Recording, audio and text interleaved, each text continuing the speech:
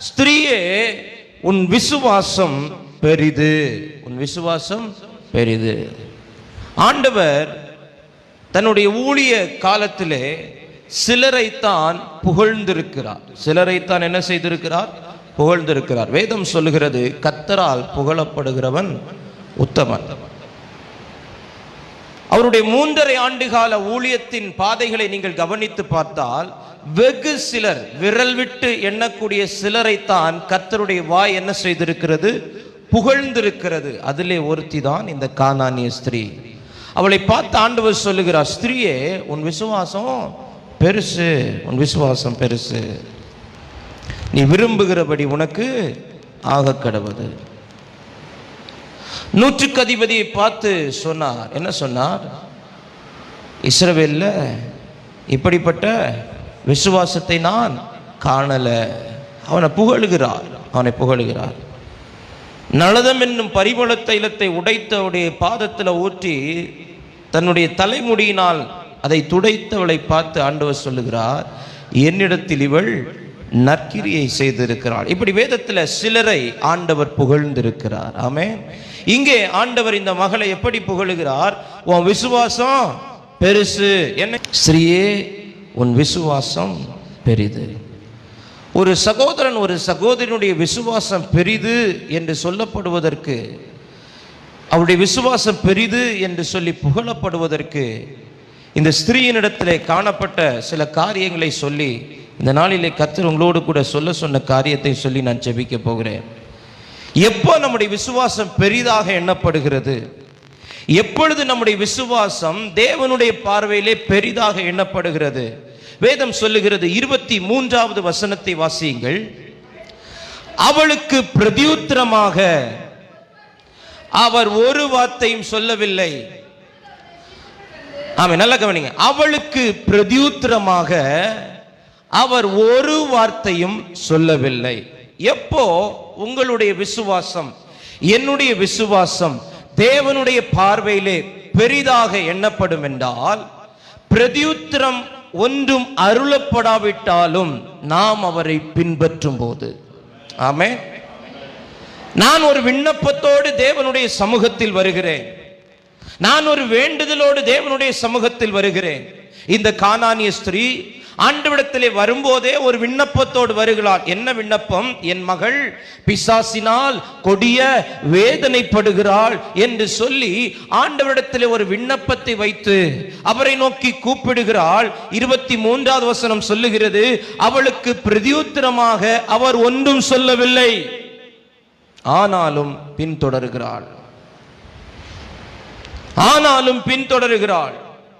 தேவனிடத்தில் விண்ணப்பம் வைத்து, தேவனிடத்தில் ஜெபித்து, தேவனிடத்தில் போராடி, தேவனுடைய சமூகத்தில் உபவாசித்து, தேவனுடைய சமூகத்தில் காத்திருந்து, தேவ சமூகத்தில் விழுந்து கிடந்து, இன்னும் எனக்கு பிரதியுத்தரம் வரல, இன்னும் எனக்கு பதில் வரல என்றாலும் நான் அவரை பின்பற்றுவேன் என்று நீங்கள் சொல்வீர்களே, ஆனால் தேவனுடைய பார்வையிலே உங்கள் விசுவாசம் பெரிதாயிருக்கிறது. நீங்கள் விரும்பினபடி உங்களுக்கு ஆகும். அல்லேலூயா. நீங்கள் விரும்பினபடி உங்களுக்கு ஆகும். இயேசு அவளுக்கு பிரதியுத்தரமாக ஒன்றும் சொல்லவில்லை. யாருடைய விசுவாசம் தேவனுடைய பார்வையிலே பெரிதாக எண்ணப்படும்? எனக்கு பதில் தராட்டாலும் நான் அவரை பின்பற்றுவேன். எத்தனை பேர் இருக்கிறீங்க? என் ஜெபத்துக்கு பதில் கிடைக்காட்டாலும், என் விண்ணப்பத்திற்கு பதில் கிடைக்காட்டாலும், நான் என்னுடைய வாழ்க்கையிலே பிரதியுத்தரம் அவர் அருளாவிட்டாலும் அவரை பின்தொடர்வதிலிருந்து நான் பின்வாங்க மாட்டேன் என்று எத்தனை பேர் சொல்லுகிறீர்களோ, இந்த காலை வேளையிலே தேவனுடைய பார்வையிலே உங்கள் விசுவாசம் பெரிதாய் இருக்கிறது. நீங்கள் விரும்புகிறபடி உங்களுக்கு ஆக போகிறது. நீங்கள் விரும்புகிறபடி உங்களுக்கு ஆக போகிறது. ஆமென். பிரதியுத்தரம் ஒன்றும் அருளாவிட்டாலும் பின்தொடர்வதிலே உறுதி. இரண்டாவது, யாருடைய விசுவாசம் அவருடைய பார்வையிலே பெரிதாய் இருக்கிறது என்றால், வாசியுங்கள் 24வது வசனத்தை வாசியுங்கள். அதற்கவர் காணாமல் போன ஆடுகளாகிய மற்றபடி அல்ல என்றார். நல்ல கவனிங்க. இப்ப முதல்ல 23ல பிரதியுத்தரம் ஒன்றும் அவர் என்ன செய்யல, சொல்லல. இப்ப 24ல பிரதியுத்தரம் சொல்லுகிறார், பதில் சொல்லுகிறார். ஆனால் எதிர்பார்த்த பதில் இல்ல, எதிர்பார்த்த பிரதியுத்தரம் இல்ல. யாருடைய விசுவாசம் அவருடைய பார்வையில் பெரிதாய் இருக்கிறது? நான் எதிர்பார்த்த பதில் வராவிட்டாலும் நான் அவரை பின்பற்றுவேன். ஆமென், அல்லேலூயா. இங்க உட்கார்ந்து இருக்கிற அநேகருக்கு ஒன்னு பதில் வரல, இன்னும் ரெண்டாவது எதிர்பார்த்த பதில் வரல. எதிர்பார்த்த பதில் வரல, ஆனாலும் நீங்கள் அவரை பின்தொடருகிறீர்கள், ஆனாலும் நீங்கள் அவரை பின்பற்றுகிறீர்கள், ஆனாலும் அவருடைய பிரசன்னத்திலே அமர்ந்திருக்கிறீர்கள். இந்த காலை வேளையிலே ஆவியானவர் சொல்லுகிறார், ஸ்ரீயே உன் விசுவாசம் பெரிது, சகோதரா உங்கள் விசுவாசம் பெரிது, நீங்கள் விரும்புகிறபடி உங்களுக்கு ஆக கடவது, ஆக கடவது. ஆமென். அப்போ எதிர்பார்க்கிற பிரதியுத்தரம் வரவில்லை. முதலாவது என்ன சொன்னேன்? பிரதியுத்தரம் வரல. ரெண்டாவது, நான் இதுக்கு ஜெபம் பண்ண பாஸ்டர், ஆனா இது எதிர்பார்த்த பதில் வரல. மூணாவது 26வது வசனம், அவர் அவளை நோக்கி பிள்ளைகளின் அப்பத்தை எடுத்து நாய்க்குட்டிகளுக்கு போடுகிறது நல்லதல்ல. இப்போ இது எதிர்மறையான பிரதியுத்தரம், எதிர்மறையான பிரதியுத்தரம். அவளை நாய் என்று சொல்லுகிறார். முதல்ல பதிலே சொல்லல. ரெண்டாவது சொல்றாரு, நான் உனக்கெல்லாம் வரல, நான் இஸ்ரவேல் வீட்டாருக்கு தான் வந்தேன்னு சொல்றாரு. எதிர்பார்த்த பதில் வரல. ரெண்டாவது மூன்றாவது எதிர்மறையான பிரதியுத்தரம். என்ன சொல்லுகிறார்? பிள்ளைகளின் அப்பத்தை எடுத்து நாய்க்குட்டிகளுக்கு போடுவது நல்லதல்ல. இவள் சற்றும் எதிர்பார்க்காத ஒரு எதிர்மறையான பதில் தேவனிடத்திலிருந்து வருகிறது. ஆனாலும் இந்த கானானிய ஸ்திரீ அவரை பின்தொடர்வதிலிருந்து பின்வாங்கவே இல்லை. அவளுக்கு தெரிந்தது, இவரை விட்டா எனக்கு வேற வழி ஒன்றுமே இல்லை, எப்படியாகிலும் அவரை பின்தொடர்ந்து என் விருப்பத்தை நிறைவேற்றிக் கொள்வேன் என்று சொல்லி அவரையே பின்தொடர்ந்து கொண்டிருந்தாள். கொஞ்ச நேரம் ஆண்டவர் பார்த்தாரு, சொல்றாரு, ஸ்திரீயே உன் விசுவாசம் பெரிது, ஸ்திரீயே உன் விசுவாசம் பெரிது, நீ விரும்புகிறபடி உனக்கு ஆக கடவது. இந்த காலை வேளையிலே ஒருவேளை இதுவரைக்கும் பிரதியுத்தரம் இல்லாமல் இருந்திருக்கலாம், இதுவரைக்கும் நீங்கள் எதிர்பார்க்கிற பிரதியுத்தரம் வராமல் இருந்திருக்கலாம். ஒருவேளை எதிர்மறையான பிரதியுத்தரங்கள், ஆண்டவரே பாசிட்டிவா வராம நெகட்டிவா வந்துட்டு இருக்குது, இது நடக்கணும் இப்படி மாறாக நடந்து கொண்டிருக்கிறது என்று எதிர்மறையான பிரதியுத்தரங்களை நீங்கள் வாழ்க்கையிலே அனுபவித்துக் கொண்டிருந்தாலும், இந்த காலை வேளையிலே அவரை நம்பி அவருடைய சமூகத்திலே வந்திருக்கிற உங்களை பார்த்து அவருடைய வாய் இன்றைக்கு மெச்சிக்கொள்ளுகிறது. என் அன்பு மகனே, என் அன்பு மகளே, உங்கள் விசுவாசம் பெரிது, உங்கள் விசுவாசம் பெரிது, நீ விரும்புகிறபடி உனக்கு ஆக கடவது, நீ விரும்புகிறபடி உனக்கு ஆக கடவது, நீ விரும்புகிறபடி உனக்கு ஆக கடவது.